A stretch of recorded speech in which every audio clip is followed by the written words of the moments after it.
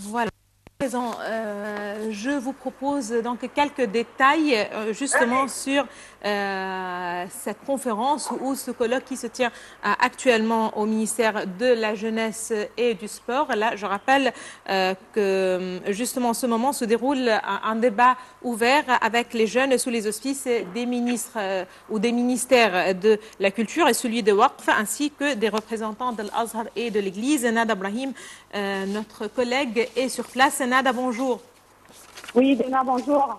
Bonjour. Quels détails est-ce que vous avez justement sur ce débat ouvert, sur ce colloque? Qu'est-ce qui se déroule en ce moment au ministère de la Jeunesse et du Sport?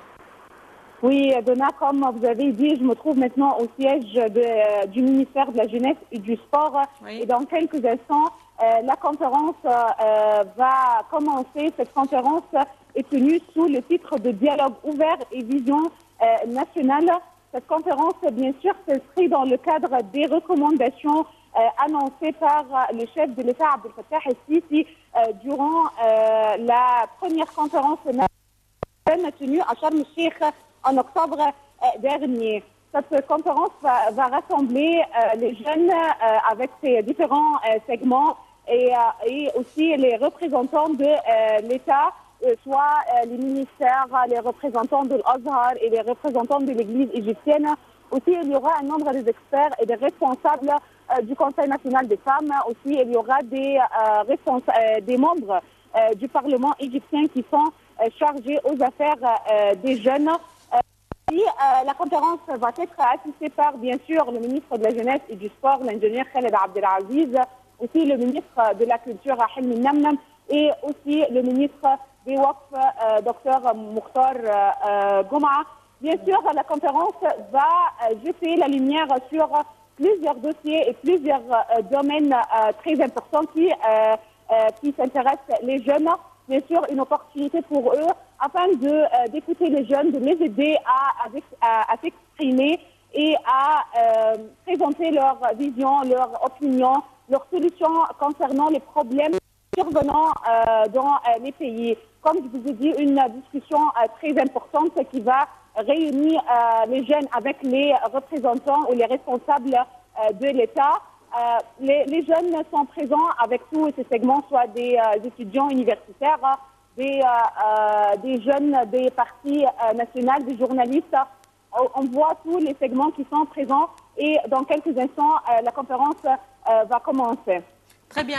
Nada, tout d'abord, il y a combien de jeunes en moyenne? Est-ce que vous avez une idée sur le nombre qui participent? Vous avez déjà mentionné qu'il s'agit de jeunes qui font partie de partis politiques, mais aussi qui font partie des universités. Voilà. Est-ce que vous avez une idée sur le nombre?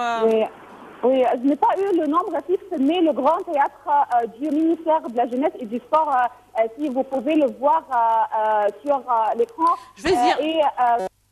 Et plein de jeunes et des invités, comme je vous ai dit, des responsables, des représentants de l'Azhar, de l'Église et des ministères de l'État.